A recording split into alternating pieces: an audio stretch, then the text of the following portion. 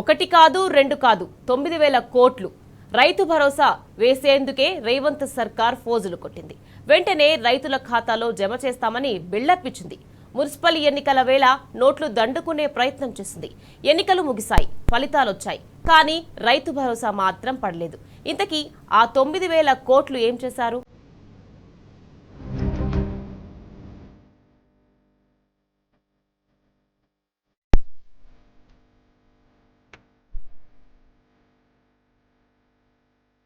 ఎక్కడ ఏ చిన్న అవకాశం ఉన్నా సరే రేవంత్ ప్రభుత్వం వదలడం లేదు.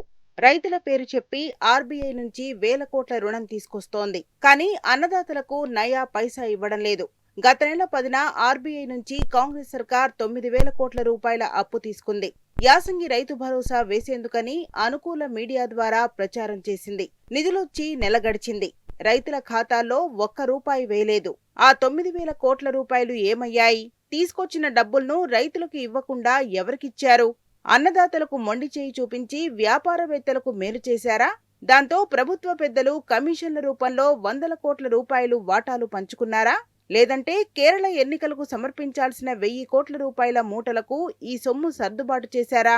ఆ 9,000 కోట్ల రూపాయలకు సంబంధించి ఈ ప్రశ్నలు వినిపిస్తున్నాయి. రైతుల పేరుతో రేవంత్ సర్కార్ దోపిడీకి తెగబడుతుందనే విమర్శలొస్తున్నాయి.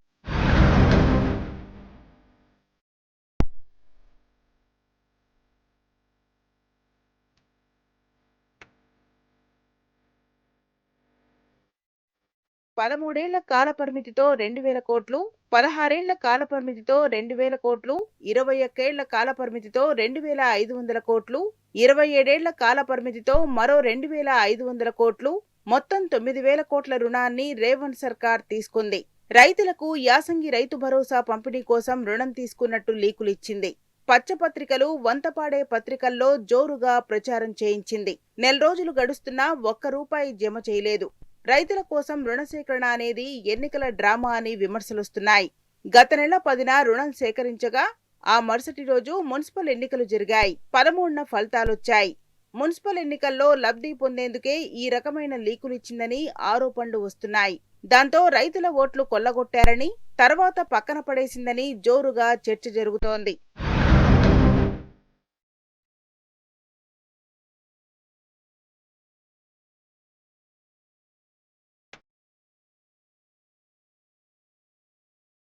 రైతు భరోసా పేరు చెప్పి సేకరించిన నిధులు ఎక్కడికి వెళ్లాయనే అంశం ప్రశ్నగా మారింది. ప్రభుత్వం ఇప్పటి వరకు రైతు భరోసా వేయలేదని, సాయం పంపిణీ చేయలేదని గుర్తు చేస్తున్నారు. రైతుల పేరు చెప్పి అప్పు తేవడంపై మండిపడుతున్నారు. ఆ నిధులు ఏమైనట్టు, ఏం చేసినట్టు అని ప్రశ్నిస్తున్నారు. రైతులకు పంపిణీ చేస్తే ఏం లాభం? కాంట్రాక్టర్లకు పంపిణీ చేస్తే కనీస కమిషన్లు వస్తాయనే ఆలోచనలో ప్రభుత్వ పెద్దలు ఉన్నట్టుగా తెలిసింది. అందుకే బడాబాబులకు బిల్లులు క్లియర్ చేసినట్టు ఆరోపణలొస్తున్నాయి. ముఖ్య నేత, మరో మంత్రికి సంబంధించిన బంధువులకు, అనుచరులకు చెందిన కంపెనీలకు కాంట్రాక్టు బిల్లులు చెల్లించినట్టుగా సచివాలయం వర్గాల్లో జోరుగా చర్చ జరుగుతుంది. దాంతో వందల కోట్ల కమిషన్లు కొల్లగొట్టినట్టు ఆరోపణలొస్తున్నాయి.